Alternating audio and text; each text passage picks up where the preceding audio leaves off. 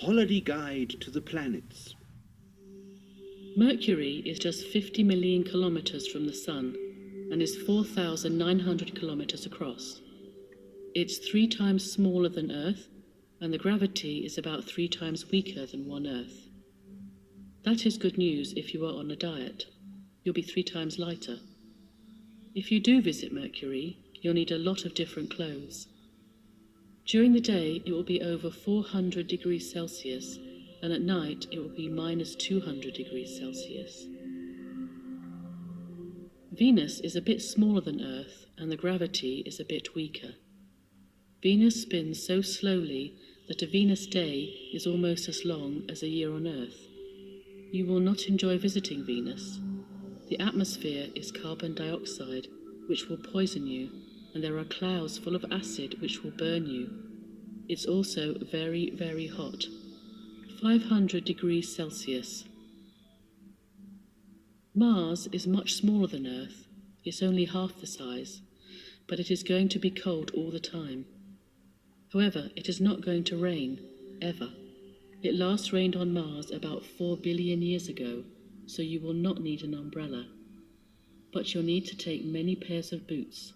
The chemicals in the soil will melt them. Jupiter is big, very, very big.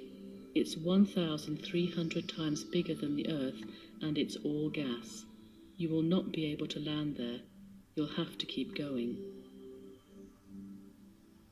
Saturn is smaller than Jupiter. It's about half the size. If you try to stay, you will probably be sick. The winds will reach up to 1,800 kilometers an hour, and there will be nowhere solid to land. Keep going to the next planet. Uranus is much calmer than Saturn.